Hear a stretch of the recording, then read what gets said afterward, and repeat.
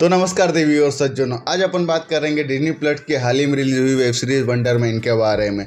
भाई साहब, मैंने तो इसका ट्रेलर वेलर कुछ नहीं देखा था, लेकिन जिस तरीके से इसकी सोशल मीडिया पे हाइप हो रही थी, जिस तरीके से इसकी तारीफें हो रही थी, तो ऐसा लग रहा था कि कुछ नया हीरो देखने के लिए मिलेगा, कुछ अलग देखने के लिए मिलेगा। और मार्वल वाला अभी तक की सीरीज जो दे पा रहा था, जिसकी वजह से काफ़ी निराश थी, जैसे आयरन हार्ट हो गई है, इसके बाद में होकाई हो गई है, या फिर सी हल्क हो गई है, तो इन सीरीज से लोगों नाराज थे। तो हो सकता था कि ये सीरीज कुछ नया उखाड़ के पाएगी, लेकिन भाई साहब ऐसा बिल्कुल भी नहीं हुआ है।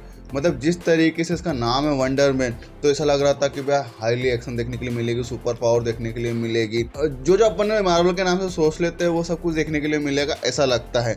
पर यहाँ पे बिल्कुल ऐसा नहीं होता। ये एक मिनी सीरीज है और इसके अंदर आपको टोटल 8 एपिसोड देखने के लिए मिलेंगे, जो कि 30 मिनट के हैं। और इसको मिनी सीरीज क्यों बोल रहे हैं यार, मतलब 8 एपिसोड और 33 मिनट के भी है। सीरीज की कहानी की बात करो तो कहानी देखिए अपने साइमन नाम के बंदे की, जो कि एक्टर बनना चाहता है, और एक्टर बनने में उसको रोल भी मिलते तो है, लेकिन है ना अपनी शान पट्टी की वजह से उसको उस रोलों से निकाल दिया जाता है। तभी उसको एक वंडर मैन मूवी रहती है, उसका रीमेक में काम करने के लिए मिलता है, और वो किस तरीके से उस सीरीज में काम कर पाता है, नहीं कर पाता है, क्या क्या होता है उसके साथ में, ये सब जानने के लिए सीरीज देखनी पड़ेगी। अगर मैं बात करूँ सीरीज की, तो इस सीरीज को है ना आप डॉक्यूमेंट्री बोल सकते हो। ऐसा लगता है कि किसी एक्टर की, जो हॉलीवुड का कोई एक्टर रहता है, उसकी स्ट्रगल दिखेगी कि वो एक सुपरस्टार बनने के लिए किन किन हालातों से गुजरता है, क्या क्या उसको मुसीबतें झेलनी पड़ती है, ये सब चीज़ इसके अंदर दिखाई गई है। इसके अंदर उसकी पावर भी दिखाई गई, लेकिन ऐसा लगता है कि पावर जैसे बैकग्राउंड में जो चलता है ना, अपन शूटिंग करते हैं और जो बैकग्राउंड में जो सून होते हैं, तो उस तरीके से उसको पावर को बैकग्राउंड में रखी गई। और आप जो इस सीरीज को देखोगे तो आपको लगेगा ही नहीं ये सीरीज मार्वल वालों की सीरीज है। इस सीरीज के अंदर मुझे एक बात सबसे बढ़िया लगी, बेन किंग्सली की एक्टिंग और याया अब्दुल मतीन की एक्टिंग। मतलब दोनों की एक्टिंग काफ़ी बढ़िया एक्टिंग थी, इमोशनली टच करती थी। मतलब मज़ा आ जाता था जब जब वो स्क्रीन पे आते थे, डायलॉग बोलते थे।